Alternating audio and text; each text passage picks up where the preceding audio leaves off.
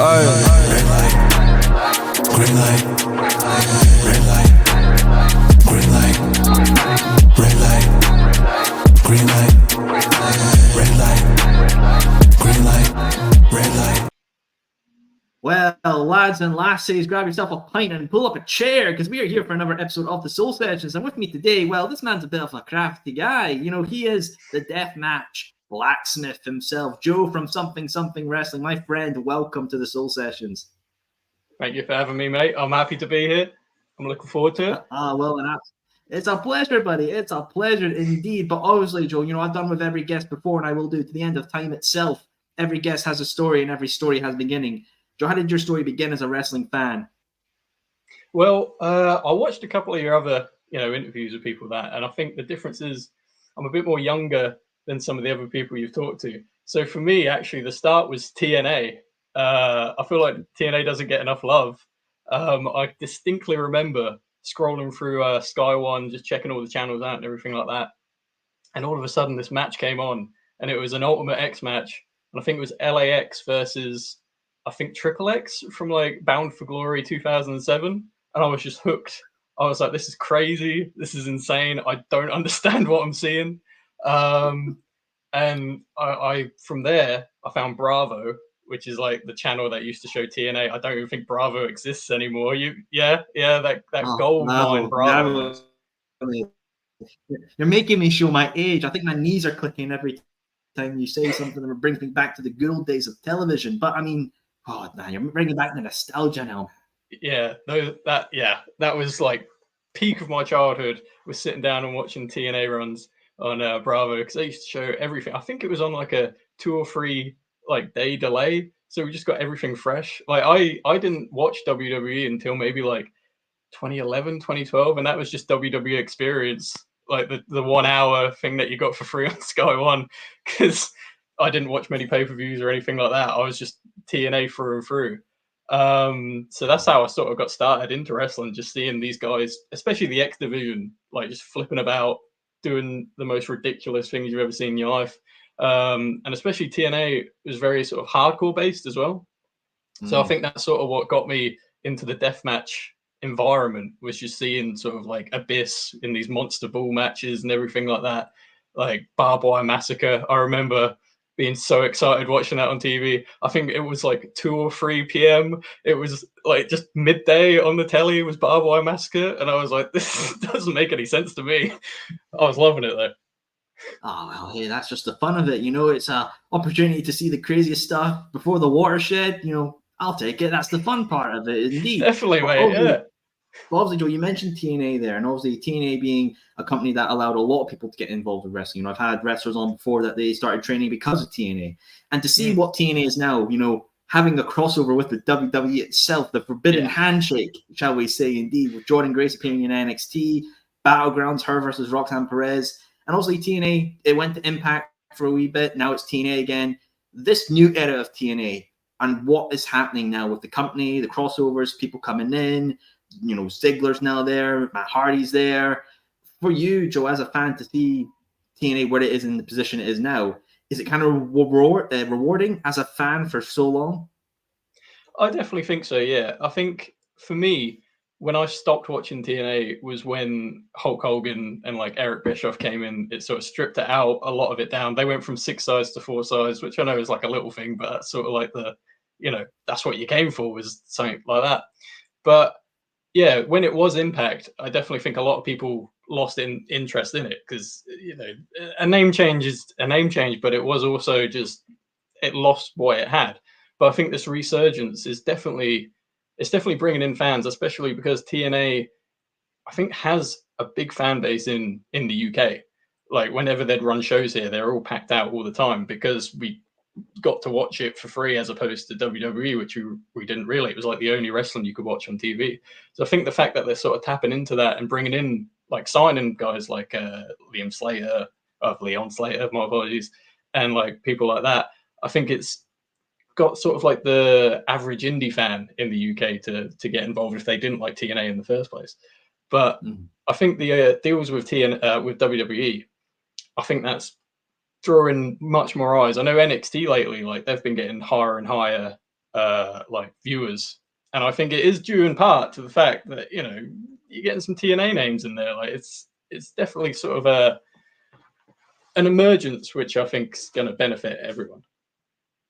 No, Definitely. absolutely as well. And you know, I've had former Impact Tag Team Champion Subculture on the show, and I've had former TNA Knockouts Tag Team Champion Daniel Looney on the show.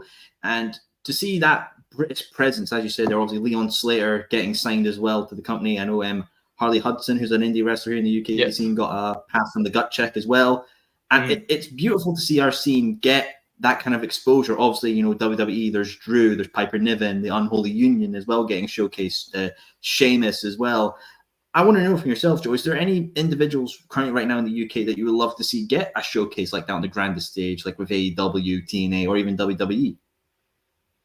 Yeah, I feel like, I accidentally said his name earlier when I was trying to get the right Slater, but I think Liam Slater is quite underrated as a wrestler. I think he could definitely, I think AEW is sort of, they've got that sort of technical aspect that they're trying to lean into with guys like Danielson and everything like that. And I feel like he could easily slip into sort of like a, you know, Blackpool Combat Club-esque, you know, scene. I definitely think he is one of the guys to look out for.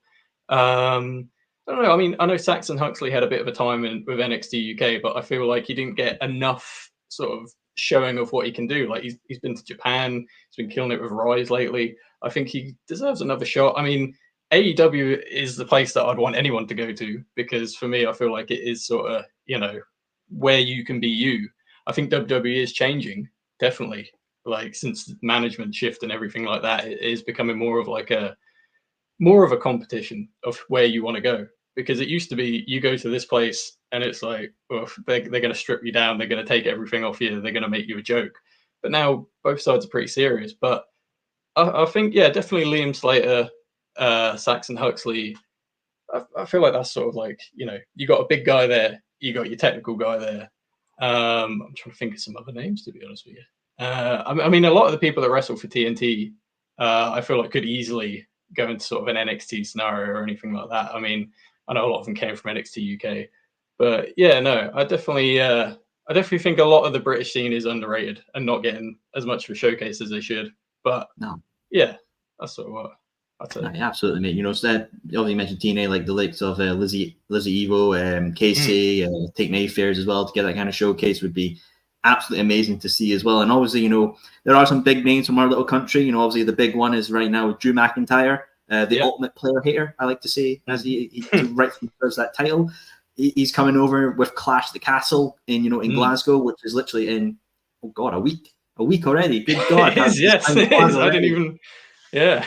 Oh God, the time is flying. God damn. But I think that's just really cool to see. But obviously, before I talk about Clash and all that, I have to talk about a little bit of the controversy around it. I think, especially with Scottish wrestling fans, is the damn ticket prices. Yeah, very expensive. Holy, very expensive. Yeah, I mean, first of all, I want to know, Joe, why do you think WWE out with the Hydro in Glasgow have gone for prices of like nosebleeds around 300 quid for Clash? What do you think the whole mentality behind that is? I mean, I think it is the fact that they know people will pay for it. I think it's guaranteed. I mean, the first time that they came, it was a massive deal because no one ever saw it coming. Like you didn't know it was going to come. And I think they saw how popular it was. And it's the same thing with like All In. Like the ticket prices for All In admittedly aren't as ridiculous, but they have upped every like ticket price. Like I got in a pretty decent seat for like 30 quid, and the same seat this time round is like 200 quid, I think, or something like that. So that I think both sides, are seeing, well, okay, I feel like we could pull a little bit more out. I think it is sort of like, I don't know, it loses a bit of good faith, definitely, especially with the Clash prices, because it is extortionary. But I think it's just a matter of they know people will pay for it. Like people pay ridiculous money for WrestleMania. I feel like they're trying to make it a big event in the UK. But yeah, I don't know. I'm not going because I like living in my house. But I've got food that I need to pay for. So exactly, bills, rent, and taxes. We kind of have that priority right now in life as well. But obviously, with Clash of the Castle and being in the Hydro, the Hydro's don't get me wrong, lovely stadium. Oh, well, not really a stadium, an arena. But like, why not Murrayfield? A lot of people saying Murrayfield Stadium, Edinburgh. Not only because I can, walk 2 minutes and that'd be a very joyful thing for me, but a lot of people they can do it. They definitely have that reach to get Murrayfield Stadium. Some people said it's because of the old Taylor Swift day taking that stadium, or they just don't want to, go with the weather. But I'm looking at right now, my retina's being blinded, so that's a bit of a lie right there. So I want to know, Joel, why do you think they didn't choose Murrayfield for Clash of the Castle? I'm not entirely sure, because I feel like you see the success of like the Wembley show. I know I keep rolling it back to the All In, but like it is a smaller, admittedly, company selling. Well, I know they didn't completely sell out, but practically selling out Wembley. And it's like you have this big juggernaut that is WWE. Like they could whatever venue they wanted to in the UK, because UK fans are ravenous for anything wrestling related. Same reason TNA could sell out like pretty much any venue they were running in. I mean, obviously they wouldn't do massive arenas or anything like that, but they were selling out. I don't really know. I feel like maybe too expensive for them, and they just want to like keep the overhead as low as possible. But I don't know. I'm not entirely sure. Like you say, it would make more sense. I haven't been to the Hydro, but I've seen shows run at the Hydro. I know ICW, I'm pretty sure, ran a show at the Hydro. Yeah. And like, it's a lovely venue, don't get me wrong, but yeah, they could do bigger things, get more people in there. I don't know, sell more very expensive tickets. Like, I mean, I kind of want to see TK just have a wee little cheeky gotcha moment and just run a Dynamite or Death Before Dishonor there. There's a little suckers. I think that'd be funny as well. But obviously, you mentioned All In as well. It would be very funny knowing TK and his little Twitter posts. It would just be a Twitter post just to annoy people as well, and it's just a little smug Pikachu face as the meme, and it's like, yeah, that's my guy right there. That's my guy. Obviously, you mentioned All In as well. I love AEW. Obviously, I have the bank account statements to say my love for the company. But obviously, All In 2 is happening this year. Last year's All In was quite phenomenal in itself, on the ring and backstage as well. But I want to know, for All In 2, Joe, your excitement for this event, do you think it will top last year's event? I'm not sure. Personally, I don't think there is as much of a buzz as there was for last year's show. I think it's due in part to the fact that, like, whenever you do anything for the first time, it is always going to have that sort of, like, when you eat something for the first time, you're like, that's amazing. Next time you eat it, it's like, well, I enjoy it, but it's not as good as that first time. I think they're doing a better job in terms of actually sort of like showing who's going to be at the show, because I feel like All In last year, it was a week or two before the event, before they even started announcing matches. But no, I mean, it is exciting because last year was amazing, but I do feel like the general hype isn't as sort of there as it was last year. Yeah, the talent that they got going. I mean, obviously Will Ospreay was there last year, but I feel like he is just quadruple down as a star between All In last year and All In this year. Like, he is just the top babyface of the entire company. He's like one of the hottest wrestlers going at the moment. I mean, he's always been great, but now an entire, like, the world can see he's great. Everyone who watches it can see he's great. You don't have to sort of sneak on YouTube to find his matches in Japan and things like that. Like, he's just there wrestling an insane ability every week. And I feel like having that sort of, like, hometown boy coming back in, like, if he's main event or not, it is going to draw people in because they want to see him. And regardless, people are going to go to All In because they knew how good last year's was. If you didn't go last year, you're like, wow, that was something I shouldn't have missed. I got to go again. I don't know whether they'll do another one next year. I don't know if that sort of pull is there for it personally. Obviously, time will tell. But I know at this point last year, they were showing about how many tickets they sold. Like, they were putting the counter up. It was like, look how amazing this event's doing. I haven't really felt that this year. Like, I don't think the sort of like hype is there. I don't know. Personally, I'm excited for it. I should say, I'm looking forward to it because absolutely. I think it will be great wrestling in a great arena. I remember last year, even just walking through, because I was sort of like a little high, on the tiered bit, opening up the doors and just seeing. That was the first time I'd been in Wembley. And I was just like, look, almost a tear in my eye. It was just beautiful seeing everyone in there and like this massive venue. I was like, the open roof. I was like, this is special. It felt special. I'll go again this year. It will feel special, but I don't think there'll be a tear in my eye. You know?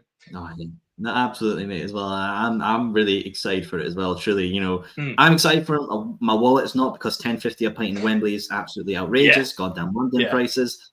But obviously, a lot of people thought the All-In main event was going to be Swerve versus Ospreay for the World Championship, but that's happening at Forbidden Door now. And obviously, TK has announced that whoever wins the Owen Hart tournament this year will get that title shot at All-In. So I want to know, Joe, do you think Ospreay's going to lose this effort at Forbidden Door, win the Owen, and get Ospreay versus Swerve 2 at All-In? Or do you think somebody else is in line to win the Owen Hart Championship tournament to get that shot at Swerve at All-In? Yeah, that is the thing, because I mean, I feel like everybody thought, the ideal match that you put on is Swerve versus Ospreay. But yeah, doing it now, I mean, to me, I don't know, it feels like I think it was a case of they all know we're going to do it, so we'll just sort of like twist it a bit. You're getting it a little bit early. We'll see. But I don't know if he loses this match and then has to run the tournament and then gets another shot. I mean, you got a good story in there, but I don't know. At that point, it's like, I don't know. Like, you could have had that fresh first time match together, like, for the championship at Wembley, and that would have been a bigger match than I feel like a rematch would be, personally. But I don't know who would even be sort of in line at the moment. I mean, I've seen some buzz about sort of Hangman Page versus Swerve at Wembley, which I feel like it's guaranteed to be a good match. I don't know whether between now and then Page can sort of get back to that sort of status again. I mean, he is one of the biggest guys they got. Definitely for a time, he was like, and that death match that they had, that Texas death match that they had, was insane, was beautiful, a thing of beauty, one of the best matches I've ever seen from AEW. That was a gorgeous match, and if they put anything even close to that on in Wembley, I feel like that's how you send the fans home happy, because that would be gorgeous. So I feel like Page is definitely a shout for it. I don't really know who you'd fit into that slot personally, other than either Page or Ospreay. But I think maybe they're saving Ospreay for a separate match to defend his championship, like separately. Like, I feel like him and Okada would be good. It maybe merge the belts. It's something I recommend, because they've got too many belts over there. They need to do something, because everyone has a belt. But yeah, no, wherever it's going to be good. But it's very hard to predict AEW at the moment. It seems to be going left, right, all over the place. But you're guaranteed good matches on pay-per-views, so I don't complain. Absolutely, mate. And also, you mentioned Swerve and Hangman there. If they were to face again, it would be the third, a trilogy. And they've stepped it up and stepped it up. So what about this? Swerve Strickland versus Hangman Adam Page for the AEW World Championship, all in Wembley, in an exploding barbed wire death match. Oof. The first one went so well that they did. Yeah, the first exploding barbed wire death match did so well. And we do it in Wembley. God, come on now. The farty pyro will go so well in Wembley. I mean, it would be good if you just don't do that end, bomb, because you can't do it. They can't do it. Leave it to the guys in Japan. They can't do it. But everything before that, I think, was perfect. I think it was really good. I get what they were going for with the ending, because it's happened before. Onita has done that ending in like all of his exploding barbed wire death matches. But I mean, it would be pretty sweet to see even if it was just a no rope barbed wire death match in Wembley, it would be insane to me. I mean, when they did that Anarchy in the Arena with like the skewers and everything last year, I just could not believe what I was seeing. There was like Taipei fists. I was like, is this happening? This is happening in Wembley, of all places? It was wild.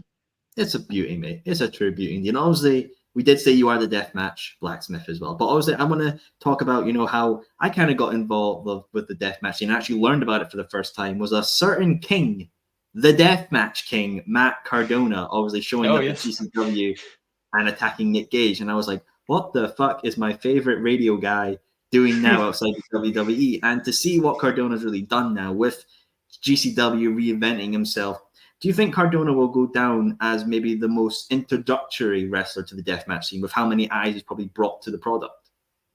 Yeah, I definitely think he had a big part in sort of the boom that deathmatch has had recently. Like, deathmatch has always been a thing, but after the lockdown, especially during lockdown, The only shows that were really running was deathmatch shows. There was like No Peace Underground, which was a no ring show out of Florida. There was ICW running No Holds Barred and GCW. So the only thing people could watch was deathmatch. So I think it was sort of like there was rumblings of, oh, what is this thing that I've never seen before? It's violent, but I enjoy it. Like, what is this? And then obviously Cardona getting involved. I think it does put sort of the casual fans or people who haven't even heard of GCW, they're like, wait a minute, this is where he's gone and this is what he's doing. Like the match with Nick Gage, like everyone was talking about it. Like you looked anywhere, like they were talking about it. Like I'm a big enjoyer of like Wrestling Observer. Like I prefer Brian Alvarez to Dave Meltzer, but I enjoy listening to it. And they were even talking about it, and I was like, I never expected you guys to mention the name Nick Gage. Like that's wild to me. Like everyone was talking about it. I definitely think a lot of where especially GCW is now is in part to Matt Cardona. Like they were going to Japan and places like that, don't get me wrong, but like I feel like they definitely have a world, like the world is watching them now. I know they have the world on shows, but like it definitely is real now. Like he is a big name regardless, like Zack Ryder, Matt Cardona, whatever you call him. He is a big name and he's probably one of the most successful people to leave WWE and like do something without going to, I mean, I know he was in AEW for one match or two matches, whatever he had, but he's not doing that route. He's doing the indie route, and like what he's doing is great because he gets to do whatever he wants and he's happy. And it does bring more eyes on a product that deserves more eyes, personally. But I definitely would say he did have a massive hand in sort of introducing the world to deathmatch. Absolutely, indeed, as well. And obviously, GCW ran with a lot of high. A lot of people's eyes were on them, and then I felt like a lot of people fell off after one particular show. A really hyped show was the World on GCW from the Hammerstein Ballroom. Yes, yeah, definitely. A definitely. lot of people felt, and myself included, honestly, felt like the show was a bit of a letdown for how much hype was going into it. Matches going a bit too long, things being cut short. A main event, I think, went like 5 minutes as well. Yeah. Seeing that from GCW, about how much of that hype and rise they had, and for it to just kind of fizzle out due to confusing booking and confusing changes to a card, does that make you feel a bit like, a bit disheartened that they've, some would say squander, or some would say just lost the ball with the hype they had? And obviously they've recovered it now. Obviously they've gone to Japan, Germany, and doing some great stuff within the States, obviously with Mania Weekend. But that World and GCW show, do you think it'll always be maybe a black spot on GCW's history? Yeah, I definitely think so. Like it was hyped up as the biggest show they would ever do. Like the Hammerstein, like it's ECW. You know what I mean? Like it's where any place that wants to have that sort of ECW extreme vibe wants to run. But like they made a big deal out of it about this being like this is a pay-per-view. You know what I mean? Like this is GCW, but like the world's watching us. This is like going to be the peak of GCW, and it really wasn't. It was one of the worst shows they've ever run. And I think the thing is, like I enjoy GCW, but I do think they have a problem in general of sort of the undercard going too long. It does. Like I watched the Tournament Survival, Cage of Survival was not this weekend just gone, and like Tournament Survival was fine. It's a tournament, so you expect the matches to go the way they go. But then Cage of Survival was like just the undercard matches that don't need to go 25 to 30 minutes, going 25 to 30 minutes, and it's fine when you're doing it for just a one-off show that people are going to watch on Fight TV regardless. But when you hype it up as this massive thing that you're doing at the Hammerstein, you've got to make some changes. But then they made too many changes in the wrong areas, and things just sort of, I don't know, it felt like WCW. You know what I mean? Like it's like, why is this going 5 minutes while that's going half an hour? Why does this feel like it's going an hour? I think as well, it didn't help that a lot of people were expecting it to be a very deathmatch heavy show because GCW is, deathmatch heavy, but restrictions are restrictions, so they're not going to go as crazy as they would go. I just think a lot of people weren't prepared for that. They weren't expecting it to not be the GCW that they sort of it either loved or got into when Cardona was sort of involved. Like it's definitely a black spot on the GCW repertoire. Like they recovered, like you say, they've recovered for sure. They've been putting on great shows. Like anytime they're running in Atlantic City, like they're doing insane. Like them homecoming shows are wild. Like Tournament Survival was crazy. But it is a thing of when they're doing shows that is GCW, that blend of deathmatch and that blend of sort of almost like PWG-esque, like high-flying, fast-paced wrestling. That's when you've got your prime GCW. But Hammerstein was not prime GCW in the slightest. And I feel sorry because I know people that traveled all the way to America just to watch that show. And I got messages that time being like, oh, this ain't it. This ain't it. I was like, oh, you picked a terrible time to go. Oh, those poor bastards. Oh, yeah. Fuck you. Imagine you traveled all the way to fucking New York to see, Nick Gage and his tag partner against the Briscoes in a 5-minute match. Oh, you poor bastards. Fuck me. Pouring a drink out for that one. God damn. Yeah, it's crazy. Like the guy, Matt Tremont, is like one of the gods of deathmatch wrestling. And it's like, we're seeing him 5 minutes, couple of doors, that's it. It's like, oh, all right then. That's that. I wouldn't be happy. I'd want my money back. For the flights, for the hotel. I'd be at United Airlines and like, brah, take me back. I'll go through customs. I ain't doing this. Yeah. This was a bad idea, brah. This is a bad idea. But obviously with GCW and death matches in general and the whole extreme hardcore scene, it's very influential, I would say. Because obviously I had Billy Starks, who's the current Ring of Honor TV women's champion, on the show back in season 2. And she mentioned obviously how she's wrestled a lot of male competitors. Obviously her dream was to wrestle Nick Gage as well. And that element of deathmatch wrestling, the inclusivity with it, you could wrestle anybody and have a killer match. Yeah. And looking here in the UK, we have people like Emerson Jane, Seth Martina getting involved in matches and fighting, other lassies and lads at the opportunity. I got to say, Joe, would you agree with me that you think deathmatch wrestling, that extreme hardcore style, is such a very influential and inclusive style of wrestling? Yeah, I'd definitely say so. I think that deathmatch especially is sort of one of the more inclusive sort of genres of wrestling that you can have. Because, I mean, not to say that anyone can do it, but like you can look at any wrestler and be like, okay, yeah, I can see them take on them in a deathmatch. And like, we don't know what the result would be because anything can happen in a deathmatch. It's the wildest type of wrestling you can get, which lends itself to the wildest types of, competitor versus competitor. Like you say, we've got people in this country, Emerson Jane, this country, Scotland, England, we're all the same. Well, you get people like Emerson Jane, you got Session Moth Martina, they're absolutely killing it. Like they're doing great. Jane at the moment, like I don't know where she came from. I know she used to wrestle like just not a deathmatch style. Like I've seen bits and pieces, but I've seen more of a deathmatch matches than a normal matches, and she can go with the best of them. Like it's insane. And when you're watching it, you're not thinking, oh, this is a man versus a woman. Like you get that argument with people. They're like, oh, intergender wrestling shouldn't be a thing. I haven't got a problem with it. A wrestler's a wrestler. It doesn't matter. Like an actor's an actor. It doesn't matter. Who cares? Like it's not a big deal. But I definitely think the deathmatch community, the fans especially, sort of don't shy away from whatever you are and whatever you want to be and whoever you are. Like if you want to wrestle deathmatch, we don't care. Like it's fine. Like we're not going to judge you on who you are. Like if you enjoy what we enjoy, then everyone's happy. You know what I mean? Like it really is a style that lends itself to that, because obviously, you got your wrestler moves, everything like that. But I think the weapon aspect to it, the sort of lack of rules can like convince the people who are so stuck up their ass about intergender wrestling. They're like, all right, I'll let it slide. They've got a chair, they've got a light tube, it's fine. But a lot of these people are just good, great wrestlers doing wrestling moves, and it just so happens it's onto a light tube. Like it does give people a chance to show how good they can be, whether they're against the man, whether they're against a woman, wherever they're against whoever they're against. Like, yeah.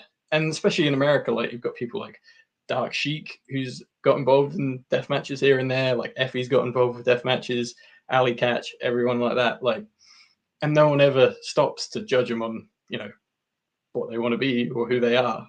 They're just like, oh, I love what I'm watching because it's deathmatch. Everybody loves deathmatch, Absolutely, mate. Absolutely. Everybody loves death matches and has that enjoyability.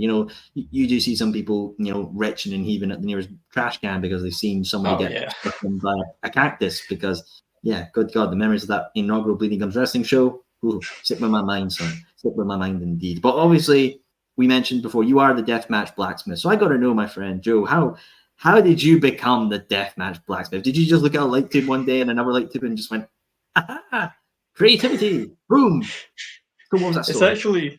It's even less than that. It was literally so I mean, strip it back. I've always been into like making stuff. Like I like building things. Like before that it was wrestling, it was Robot Wars. So like I used to love Robot Wars. Like tons. Yeah. Deep cuts. I used to love Robot Stop Wars. making me feel old, for fuck's sake. And I'd always want to be like, all right, I can do this. I can build a robot. I ain't got no idea about electronics or anything like that, but I was like, I can do this. And my dad was like, closest we can get is out of wood.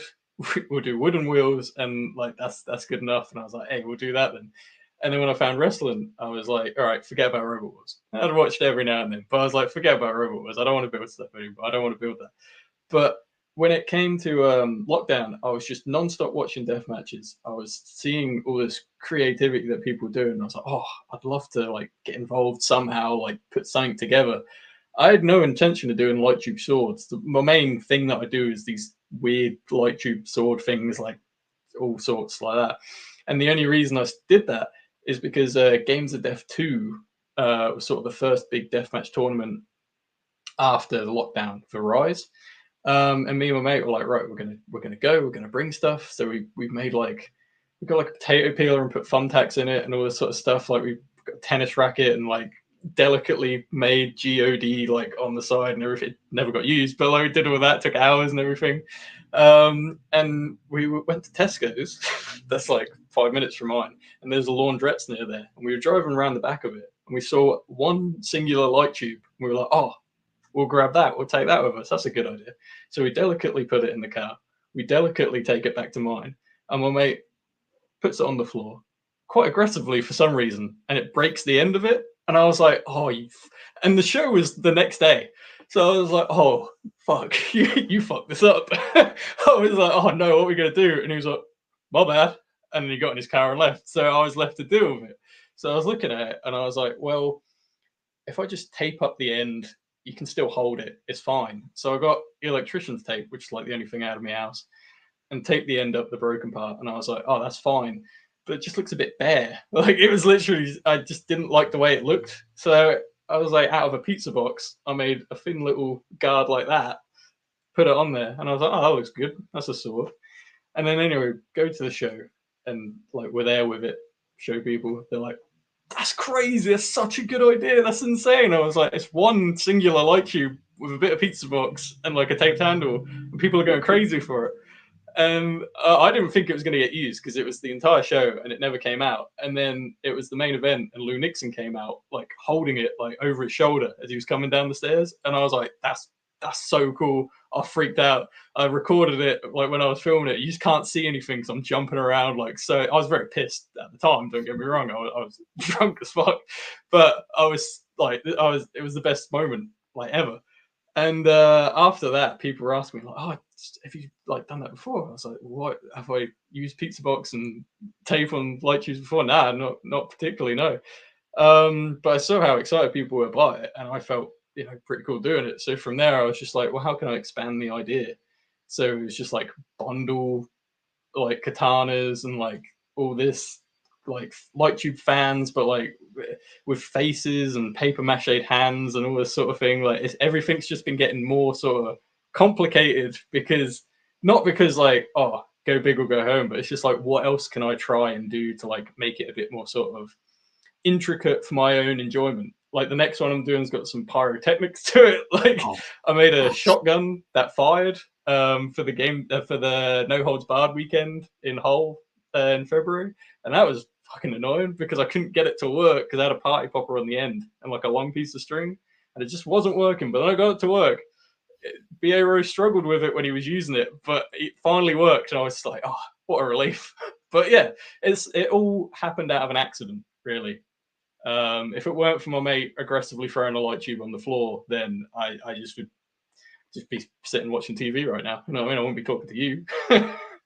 That's such a British attitude. Just something happened. It was like, fuck it. I'll make it. I'll fix it up. You fucking Yeah. made fucking light tube swords, you made shotguns, you've got fucking pyrotechnics coming up. It's like, what the fuck can this man no fucking make, son?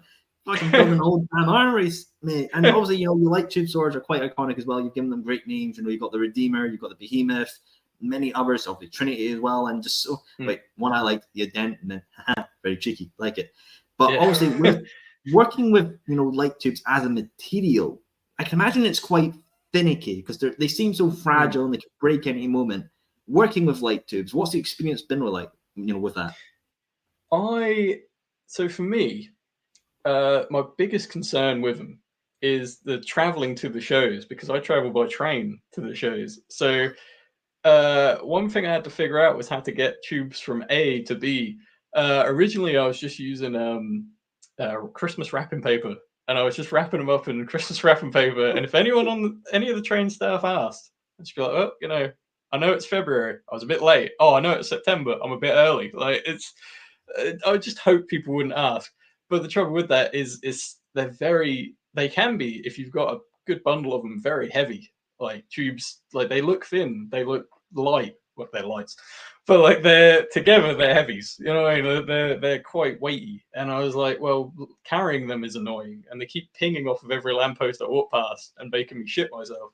So what can I do to sort of make that a bit more easier of a process? So I just used a fishing bag, and that seems to work. So I've just got a very tall fishing bag that I just stick them in and put them over my shoulder, and then I walk around and I'm fine. But working with them, putting them together, I've only had 2 experiences where I've had anything go wrong. One was for Trinity, funnily enough, because it was 2 tubes either side and then 3 tubes in the middle. But for some reason, that 3 tubes in the middle, just that one tube in that dead center would not want to not break. Like every time I was doing them, the pressure was just causing the one in the middle to shatter. And I was like, all right, what do I do here? I don't remember what I did here. I think I just used this tape, and that seemed to work. But the other time that I had trouble was I got my tubes all the way to Hull, and this was for the No Holds Barred Rise weekend just gone. And I was in my hotel. Usually I do everything with my partner, but she couldn't get the time off work, so I was soloing it. I think it was like the first time I had, like second or third time I had to like shift all these tubes. And because it was a weekender, I was doing 3 different weapons, so it was a hell of a lot of tubes. But I get them in the hotel. It's fine. I put them beside the bed on the floor. I'm like, yep, that's good. I was just getting on with cutting up some other bits for it, like cutting the hands up or something like that. And I must have completely forgot those tubes are right next to the bed, because I swing my legs over and I just hear a big, and then I see dust slowly float up in the room. And I just went pale. I was like, oh no, what's the damage on this? And like the room, like light tubes stink. A lot of people do, like a lot of people say about like the gas from it, and like, oh, it gets in your lungs and everything like that. It's neither here nor there, but they smell quite bad. And like the smell of the room like wasn't very pleasant, and there was a lot of dust in the air. There was broken glass on the floor, and when I checked, luckily, I mean, unluckily it broke, but luckily it was just one light tube broke at the very bottom. And the guys at Deathmatch Outlaws, I let them know, and they were like, "Don't worry, we've got tons of tubes spare. Like, don't worry about it. Like, you can just borrow one of ours." I was like, "Well, you're not getting it back." But yeah, so I just had to do a bit of about 1 a.m. cleanup, which involved me putting tape on my fists and just patting down the floor with that to try and clear up as much as possible. And yeah, it was a long night. I really could not be bothered the next day. I was just took about 2 or 3 hours just patting the floor like that with sellotape, and yeah, it wasn't the smartest idea, admittedly, but it got it done. I'd just like to imagine at that point you went like full Tony Stark in a cave and just full on, just like, yeah, fuck it, just go, make everything fine, everything mended up. Yeah. God, man, absolutely. It was a very like I just got to keep my composure, because there's other people in this hotel, and they don't want to hear me shouting and moaning about light tubes, because 1, they're going to be very confused, and 2, if they see me, they're going to be even more confused, because why has this guy got fists covered in glass? And like, yeah, it wasn't great. But I mean, bar those 2 times, it's been a pretty sort of easy process. The most difficult thing that I thought I was going to find is with the tubes that are like fans, like, the separation in between and everything like that. Mhm. Originally, I was the way that most people do it is just with like a garden rake. They just like sellotape tubes to a garden, or like, you know, electric tape tubes to a garden rake, and then that's how you get your tube fan. But at the time, Dad's no longer with us, but at the time, I said to him about it, and he was like, "No, we won't. You know, we won't do that. Like, we'll actually build like a case for it. We'll build something for it, so it's a bit more sort of steady, you know, and then you don't have to go on the train with a garden rake, which is also another thing that I was pretty thankful for.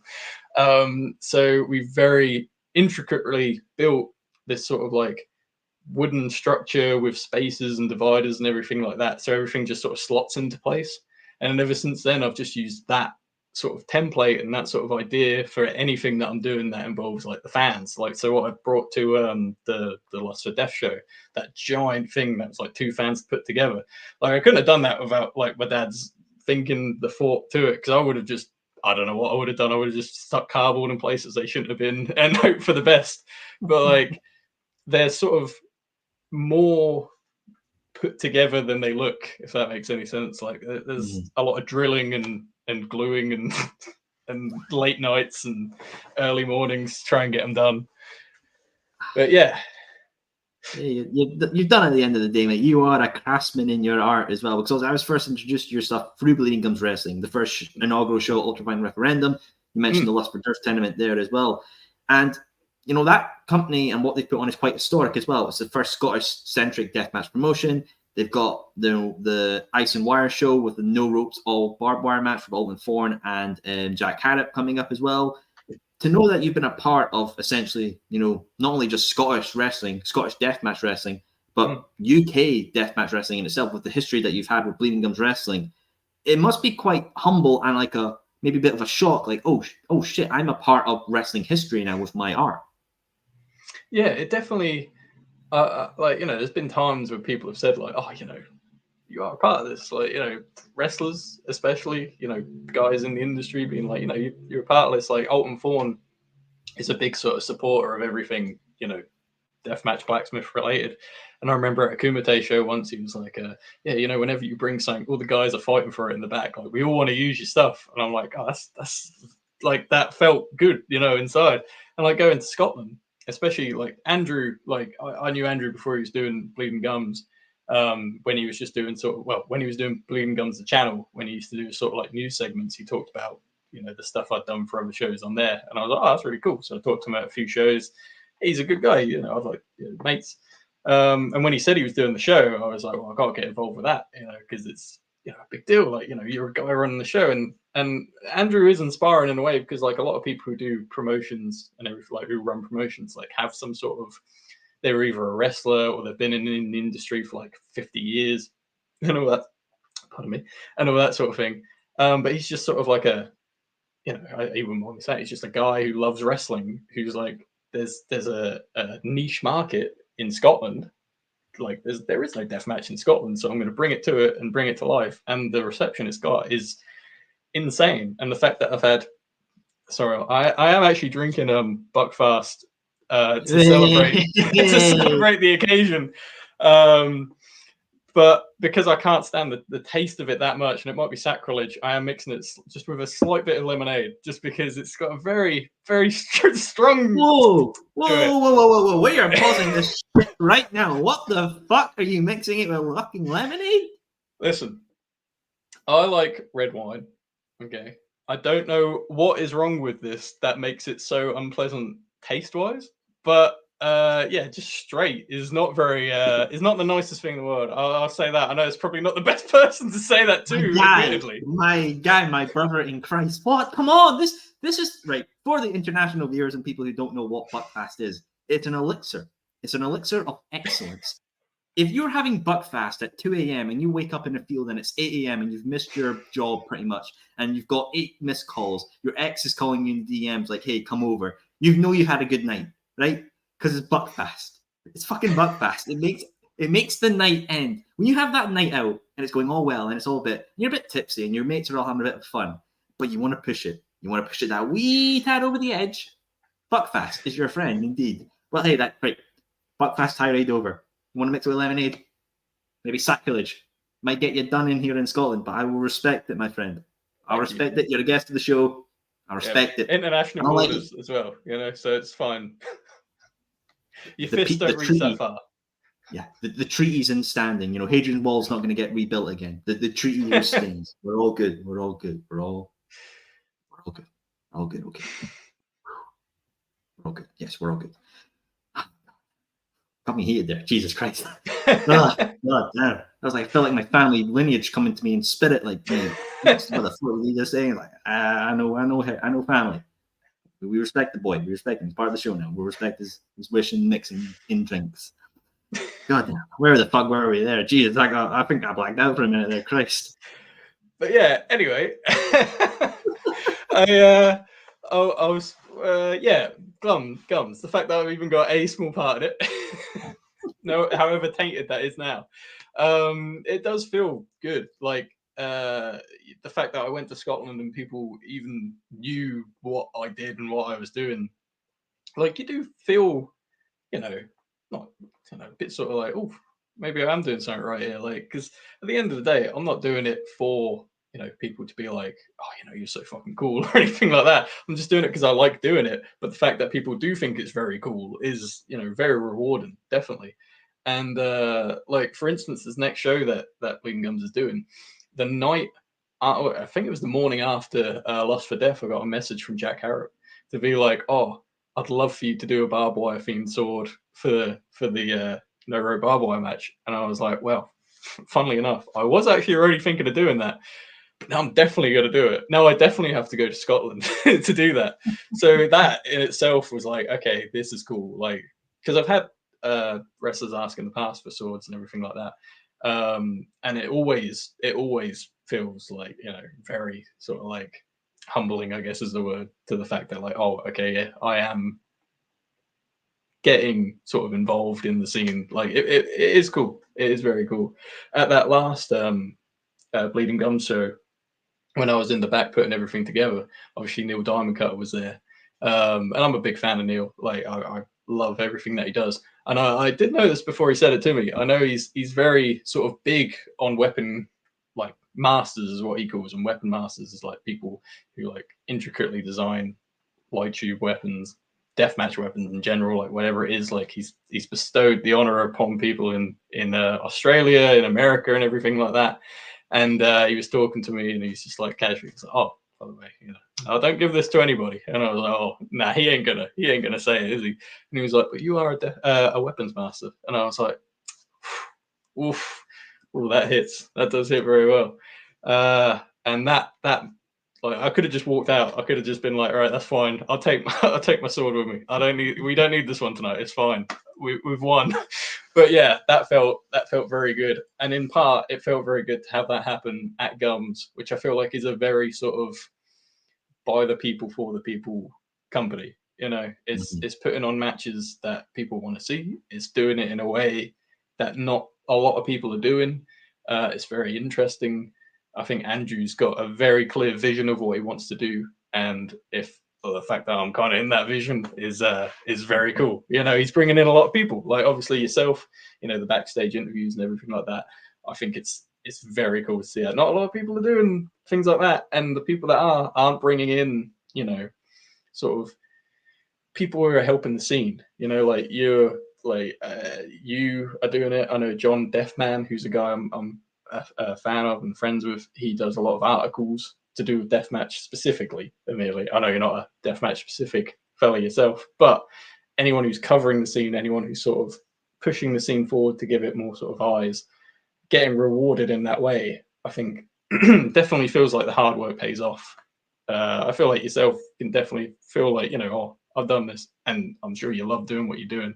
But then when you got that sort of cool to do, the backstage bits and pieces, it was like, oh, this is sort of next level. This is sort of, this is a ball rolling. Like it feels good, and I'm very thankful for Andrew for giving, us that option.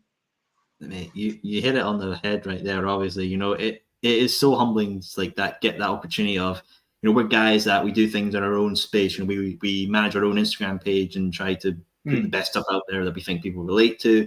We create stuff, you in your house. I record here in my bar and studio, and to get that opportunity to step out of that and go to actual shows and do stuff there. Next, you see a ring getting built up. You're talking to wrestlers about what the plan is for the show, and where your part's going to be involved.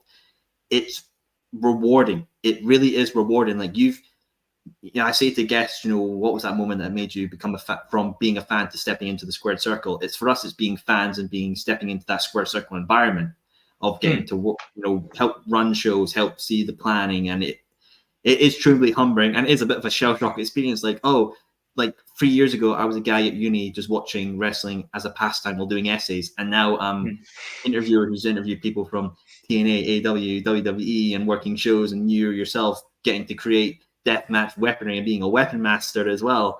That it's absolutely mental that that's what we now have become, and we're not doing it obviously to get ourselves over. Now we're doing that to help contribute to the scene and help our wrestling scene here in the UK thrive and evolve. And obviously Bleeding Gums Wrestling's is a big part of that, because obviously after Clash at the Castle, they've got a three-way show, 3WL, Valor, and themselves. Scottish Wrestling presents Backlash as well. And that whole opportunity of seeing not only just Scottish wrestling come together, but deathmatch wrestling be involved within a three-way promotional show. Do you feel like with Bleeding Gums Wrestling and obviously with Rise and TNT as well, that this is really going to be a very poignant and elevating year for UK deathmatch wrestling? Yeah, I definitely think post-lockdown there's just been nothing but a deathmatch boom. And I think definitely from maybe like 2020, maybe like late 2022 to 2023, it's been non-stop. Like Kumite is a promotion that started up shortly after lockdown. Obviously TNT's been going on for ages. Rise has actually been given a chance to put on like more deathmatch shows. They're doing like almost 2 tournaments a year, everything like that, like everywhere. And obviously Bleeding Gums starting up.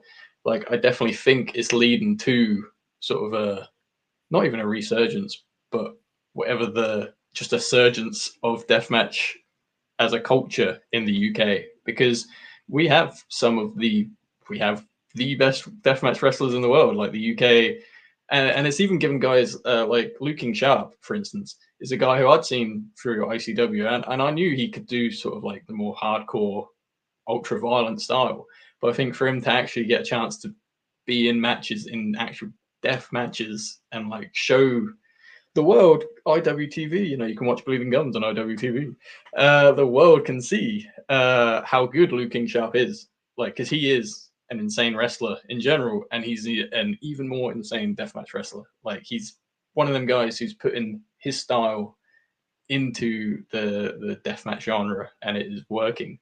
And I feel like guys like Tim Strange, Franco Fate, guys who haven't done deathmatch before, this year deciding to go into the world of deathmatch, due in part to Bleeding Gums giving them the opportunity to do that. Like, it's definitely given people more of an avenue to try something out that they probably didn't think they could. Like, I know a lot of people, like, I mean, TNT especially, sort of, they've got, their set cast. I mean, this year they have started to branch out, which is brilliant.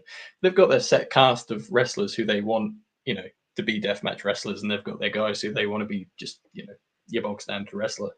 But I think having companies like Kumite, Bleeding Gums, Rise, like, allowing other people to give it a chance, see if you like it, see how it goes. You're working with professionals, Big F and Joe, Darko, Caden, Lou, just to name a few. There's no other deathmatch wrestlers I think you'd want to have your first match with than these guys. Like, obviously Alton Thorne, he recently started up like 2 or 3 years ago. I think he got into the deathmatch scene, and now he's like one of the most talked about in the UK. Like, everyone's talking about Alton because he is great at what he does. But yeah, I definitely think the eyes are on the UK, and I think 2024 is going to be a massive year. I think 2025 is going to be an even bigger year. I feel everyone's going to get, like, Bleeding Gums is, it's their third show. Technically speaking, they're still getting their footing.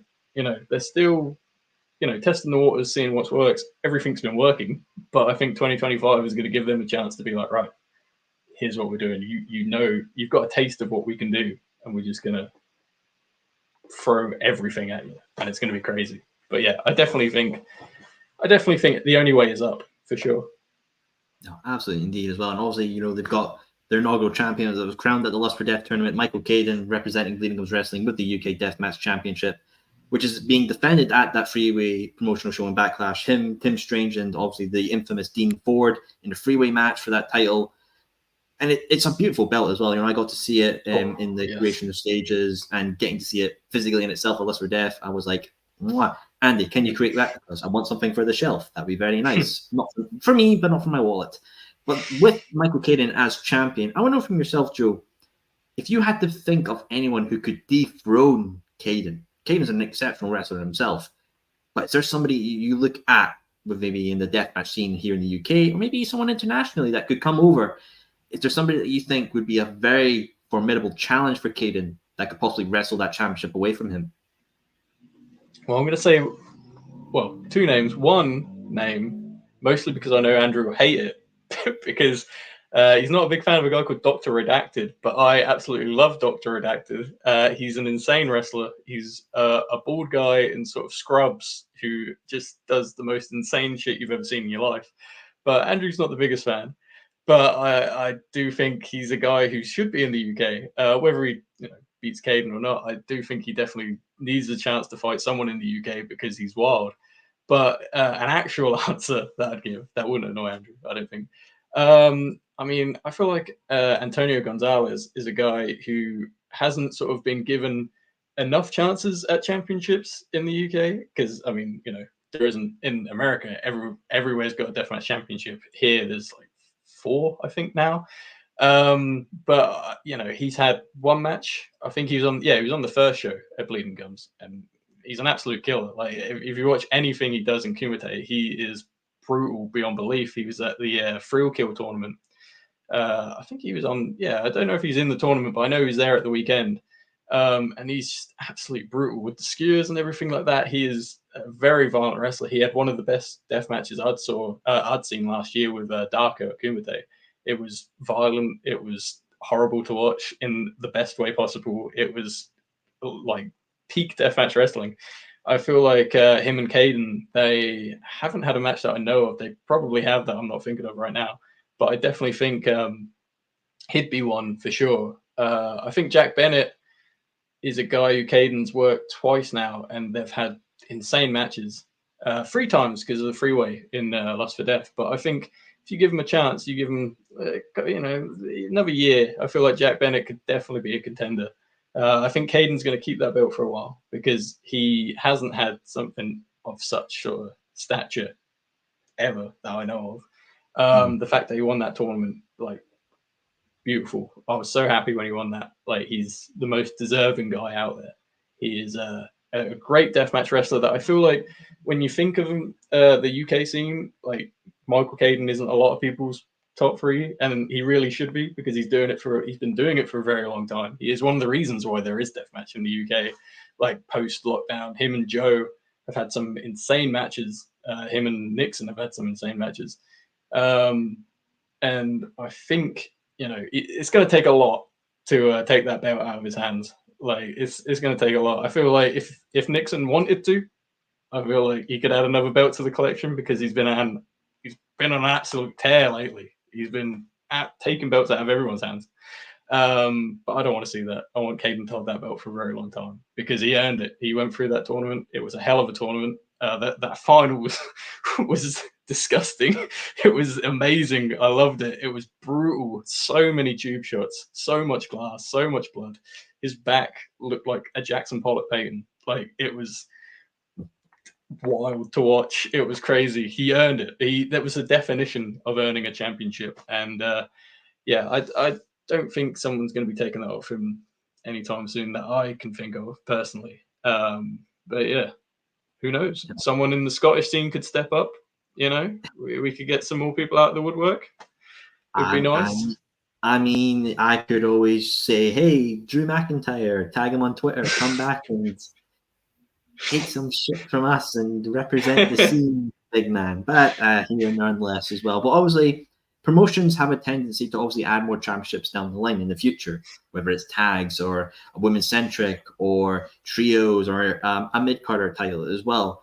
I don't know for yourself, Joe, obviously with Bleeding Gums Wrestling, they're establishing right now their main championship. But say a year or 2 down the line, what other belts would you like to be introduced to the company? I'm always a fan of tag team wrestling. I really enjoy tag team wrestling. I think it's one of the harder match types to get right because I feel like you can get a very boring tag team match, or for me, like you can see a tag team match is really, really good. Like it's just a different style. You've got 4 people in there working as teams. Like it lends itself to a lot of unique sort of offense. And I think from what I remember, Scotland does have a lot of good tag teams, and England, we have a lot of great tag teams, but there aren't a lot of places that sort of focus their attention much on tag team wrestling. I know recently Rise have started doing a tournament, but they've never really sort of had set tag teams. Like they've had a few people here and there, but it's like there's not much of a sort of division. But I think for Bleeding Gums, I mean, at the moment it's been a lot of singles matches. But I think you have enough shows. You break up that sort of multi-man single match. You have them team-based tag team matches. I think that could be interesting. I think for me, I'm always a fan of belts that don't have a sort of gender-specific. They can defend, like anyone can win a belt. I think if you fight hard enough, you can win a title. Like I imagine if Emerson Jane wanted to fight Caden for the Bleeding Gums Championship, the Ultra Violent Championship, then shouldn't be any problem with that.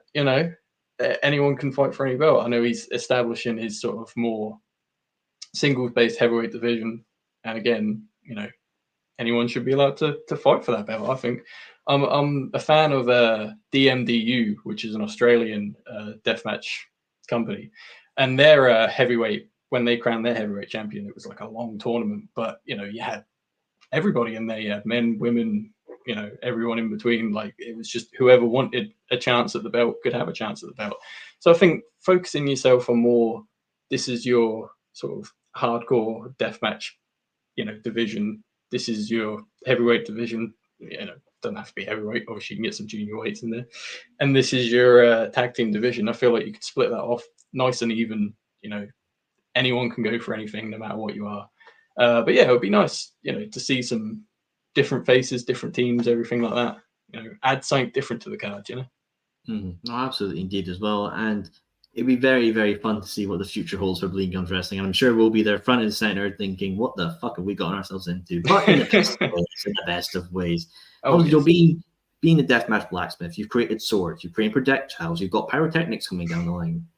What other kind of maybe weapons do you want to develop down the line? Like a battle axe or a shovel or a golf club, or I don't know, maybe just having a full-on glass tube nuclear bomb down the line, because why not have a go at it?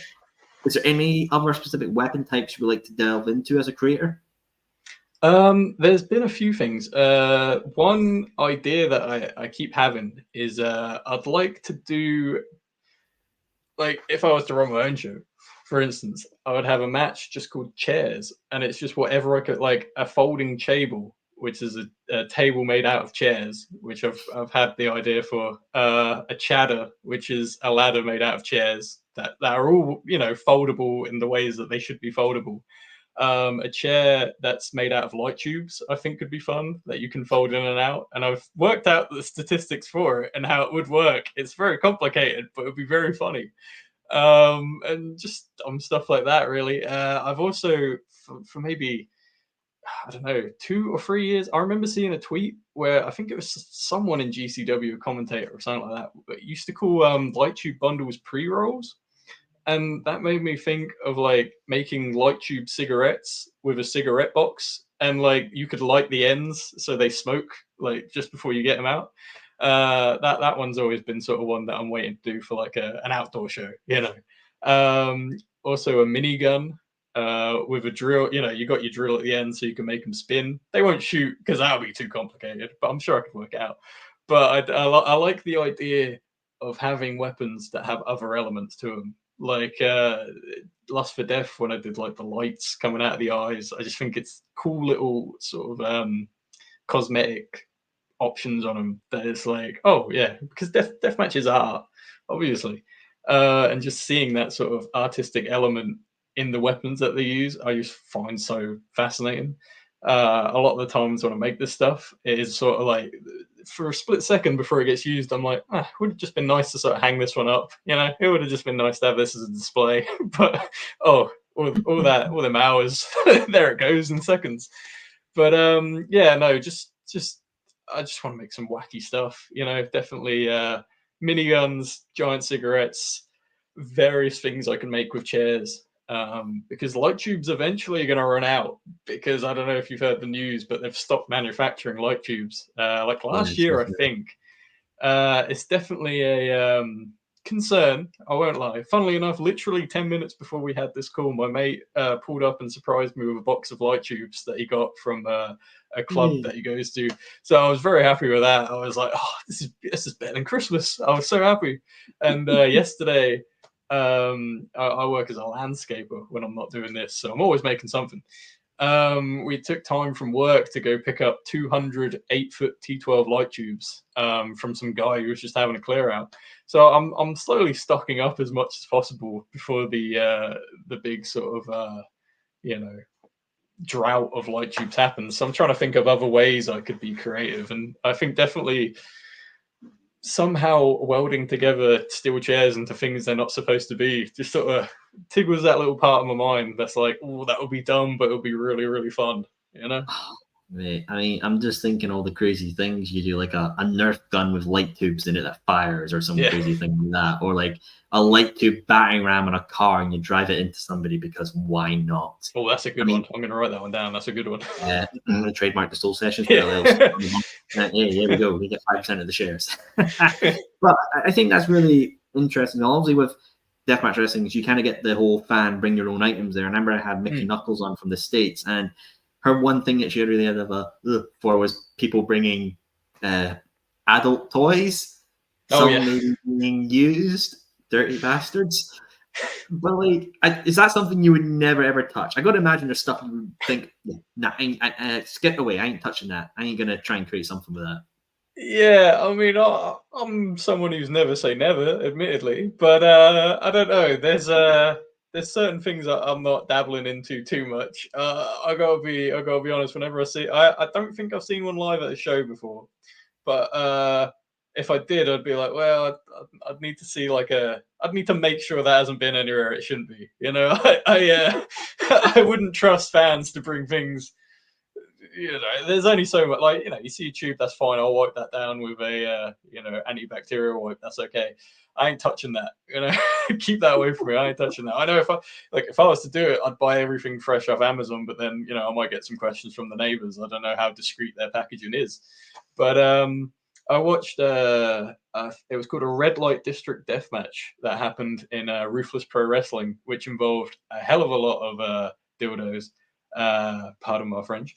And it was fun. They did a lot of creative things with them. I feel like there's only so much you can get out of that, though. I don't know. I feel like it's got to be a certain type of wrestler whose gimmick is that that's their thing. I couldn't see I don't know. To be fair, I don't know. Neil Diamond Cutter could have pulled one out at that finals, but I don't know if it would have fit with the match. It was quite sort of emotions are on the line, and if he's swinging that around like Saints Row 3, it wouldn't really fit in very well. I don't know. Saints Row 3, simpler days, man, simpler days. Simple as it, mate. Come on now. I can imagine though, Jackass, they had that dildo launcher they used in one of their sketches. That's good, yeah. I mean, yeah. Maybe that's something. It's definitely something I could think about. I've been into the idea of projectiles. Ever since the shotgun, I've been like, well, what else can we fire out of things that within reason, safe enough to fire at someone that they don't die, obviously. But that's not a bad shout. Okay, I'm warming up to the idea. I'm not against the idea. I like the idea of a very oversized cannon that fires out just like that size. But I think that could be very good. Yeah. I just hope you're not going to call the weapon the Annihilator or something like that. Well, now I've got to. Shit. Fuck it, why not? But also, you mentioned there the light tube drought will eventually happen as well, and then we'll go into this sort of Mad Max style post-apocalyptic no light tube era of deathmatch wrestling. I want to know, Joe, say if you had the last bundle of light tubes, and say it was about 10, and you know these were the last ones. You've got a hold of them. GCW don't have them, TNT don't, BGW don't, Rise don't, and you're able to make your final light tube creation. Is there something in mind you would go for? Would you go for a design of the past? Would you go for something completely new? How would you honor the history of light tubes with your final light tube creation? That's a good question. I mean, my original answer was going to be whoever paid me the most, because I thought you were going to say where would they go. But yeah, I don't know. That is a good question. I mean, my favorite thing that I've made, I think, is probably Cerberus, which was for Kumite. It was a three-headed dog fan, and I just think visually it was beautiful. It was something that I made. It was like the last thing I got to do with my dad, and that was very sort of impactful for me. So I think if I had the last lot of them, I'd probably in some way recreate that, or I'd just make a ton of like the first one that I'd just make 10 of like the first one that I did, because I think that's funny to be like, I made the one that took me the least effort to do 10 times, because I think that would be quite good. I like the idea of like, because everything that I've done has been sort of horizontal, vertical, horizontal. I can't remember what one's what right now. But anyway, they've all been that. But I've had the idea of like, you got two strips of something down the side, whether they're, I don't know, pipe or wood or something, and then having everything layered like this. So it's more sort of like a net, I guess, but of light tubes. I think that could be good. I think something either has to be small for the last thing. So it's like, going out with a whimper instead of a bang, or you just make the most obnoxious giant tube. Like, it would have to be outdoor, because I wouldn't want a ceiling. Like, it would have to be something that was like insane to look at. And like, that's the way we're going out. That's the way the last one's going, is like this over the top mess of like sparklers and smoke and like fireworks. Maybe I'll stick a firework on it. I don't know. It would have to be something that everyone's like, wow, that was worth it. Or it would have to be something where people go, that wasn't worth it. Oh, I mean, my immediate mind goes to Mihawk from One Piece, how he has that big fuck off sword, and then the little tiny sword as well. Like, oh well, just a little tiny sword. Pop, done. Match one. Light tubes, retired. Well, whatever works. But I mean, light tubes going away it'll be a sad moment, obviously, but there's such chronological history with the deathmatch scene. Do you think, Joe, there will be a particular weapon that will rise to the occasion and take the place of light tubes? That is a good question. It's been something I've been thinking about a lot, because light tubes, like, weirdly enough, they are perfect for deathmatch, because they've got everything you could want. Visually, it's impressive to see something shatter into that many pieces so easily. Audibly, the noise a light tube makes when it breaks, it's like a gunshot going off. Like, it grabs your attention. Like, I mean, I was in a hotel room and I accidentally stomped on one, and I thought someone was breaking into the room. Like, they make such a loud noise when they pop. It adds to the sort of crowd. Like, you can have a silent crowd, one of those goes off, they go crazy, because it's like, what's going on? And like the actual result of them, you do get color from them. You do get the blood, trickling down, because it is glass at the end of the day. So it's perfect for deathmatch wrestling. What you could do other than that, I'm not entirely sure. I mean, I don't think it would be widely done by everybody. But when I went to Belgium for BZW, I think last February, Bodyzoy, well, I think they're Banger Zone now. That's neither here nor there. I preferred it when they were Bodyzoy. But they do a lot of sort of hardcore deathmatch matches. But they use wet floor signs, like a lot of wet floor signs. They use so many. I've never seen. I don't know where they get. They must buy them in bulk, because they just use tons of them, and those break pretty nicely. Like, you hit someone with them, they shatter to pieces. I know in Japan, like DDT, and Jack Bennett's been using it here as well. Like the plastic storage containers, like, they're pretty good for it. Like, they do a good. Like, that sort of gives you what you want. They make a lovely noise when they break, and like, visually it's impressive. Like, you hit someone with it, it shatters to pieces, and it's like, oh, I could imagine getting hit with that, and that would hurt. That's the same thing with light tubes. Like, you imagine getting hit with it, that would hurt. Like, God damn, man. That wet floor sign, yeah, health and safety is definitely going to go out the fucking window when you bring that kind of things into it. Jesus Christ.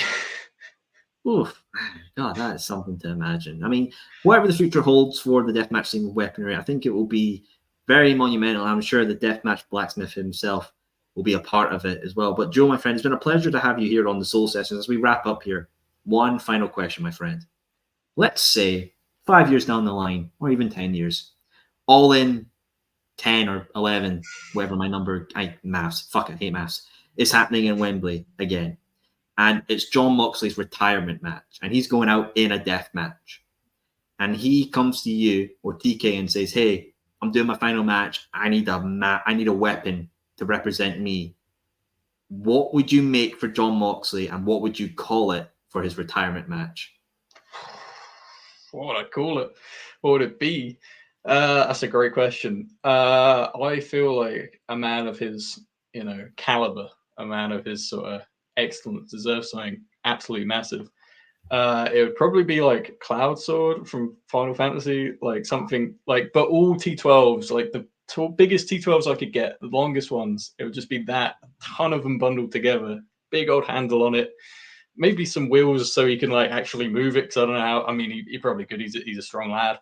I think that visually, he'd lift that up. You'd be like, fucking hell, that's like He-Man, like walking down here, like all this just. And the noise it would make, it would silence Wembley. Like they'd have police calls in, they'd think like a shooting's gone on. They'd be like, "What the fuck is going on? A bomb's gone off." But in terms of calling it, I don't really know what you could even call that. Like, because all I can think of now is the Annihilator, but that's just that's not being you could call it the Asylum, reference to the Ambrose Asylum days. That's good. That's good. Yeah. Okay. I like that. It's not bad. Or you could just say fuck it and just name it like Ambrose, just as a little cheeky destroying. Yeah. That's it. Yeah. Yeah. That does see. Yeah. If it's his last one, I've got to put a little jab in there. And Triple H is like, what the fuck did I do? You know what? Fuck it. I'm breaking my own rules. I'm rule breaking it right now. I thought that was the last question, but another one's came into this dumb old mind of mine because Buckfast is swimming around in there. You've mentioned Cloud's Strife sword from Final Fantasy VII, the Incarnate Buster sword. I've mentioned Mihawk's sword from One Piece. There are a lot of iconic swords in media. You look at someone like Guts with the Dragon Slayer sword from Berserk, which is an absolute behemoth sword. If you're able to recreate like free swords from all of media, video games, anime, television, for use in real life practicality, which free swords would you want to create in real life with light tubes for a death match? So that's a good one. One that I don't know how I'd work out the statistics of it. I feel like there's a way of doing it, but I think visually, like the Keyblade looks cool. Like looks awesome. Like I feel like you could do it because you just have like one long tube and then like two shorter tubes like here to like make the little sort of bits like that. I just think it's such a wacky thing as well. Like it would just look insane to see in person. That is a good question. What else would there be? I mean, I'm a fan, like you say, Guts and everything like that. Like I'm a fan of just the over the top, like massive, like just world, like slice a world in half, like cut the heavens style sword. You know what I mean? Like just something that I don't think someone could lift is something that I want to make just to see him, just to be like, oh, will they, won't they? Will it break when it goes up? I mean, the first one that I did, I called it the Horror Honzo, which was a sort of Hattori Honzo, like Kill Bill homage, because I love those films. Samurai swords are always something that I enjoy making. I've done like 3 now. But I want to do it with the actual sort of like, rope, whatever they use, like the actual sort of like thing, because I just use like electrician's tape at the moment, but like to have it actually almost be spot on with the handle and everything like that. Like I think putting all that effort into it, I just like the idea of putting that much effort into it for a spot that's only going to last like 5 or 6 seconds. I think it's going to be yeah, but definitely, I mean, To name three, I don't know if I can name three. I could definitely do the Keyblade would be funny. I mean, you just do like a Minecraft sword, just because I think people would not be happy that I'd do that with the last one because people won't be happy. They'd be like, "Oh, what the fuck are you doing?" Pirate swords were something that I didn't think I was going to be able to do, but I did make 2 pirate swords, like with the little sort of like handle like this sort of thing. That was something I was always looking forward to doing. It just looks wild having 2 giant pirate swords. Like it's so cool, like with the little cutlasses and everything like that. Yeah, I don't know. I mean, is there anything that you can think of that I can't think of right now? I mean, why not? There's a sword in a little game called Destiny 2 called the Solar Mm-hmm. Striker, which is a sword that goes on fire. Maybe light a Oh, lightsaber on fire. yes, yes, yes. I like that a lot. There's a guy called Nathan Mowry who's a deathmatch wrestler in America, and he's sort of started doing spots where he'll spray some chemical on a light tube and set it on fire. I need to have a few words with him about what he's spraying on these tubes, because that would be insane. That would be insane. Yeah, I like that a lot. That's a good Well, one. I'm sure enough, Joe, whatever the Deathmatch Blacksmith creates, it will be something spectacular, my friend. There we Well, go. Joe from Something Wrestling, the Deathmatch Blacksmith, it's been a pleasure to have you here on another episode of the Soul Sessions. Now, of course, folks, I know in this modern day and age, people are lazy. You won't cook a meal, you'll get Uber Eats. You won't walk anywhere, you'll get Uber X. You won't, bother to wait in line for a Taylor Swift concert ticket. So you'll just park outside Wembley or Murrayfield in this case and just sit at the steps and try and bother me while I'm trying to get home from work. Shame on you. But in that day and age, I will include a link to Something Wrestling, the Instagram page. Click on it. You will see the rest of his portfolio, and you'll see what other crazy creations the Deathmatch Blacksmith will create for the future of the UK deathmatch wrestling scene. Well, Joe, my friend, it's a pleasure having you in the Soul Sessions. Folks, remember, do all that YouTube be sicky. I ain't indoctrinating all of you. You're adults. I think I know what you all know what to do. Well, folks, thank you and tuning in for another episode of the Soul Sessions.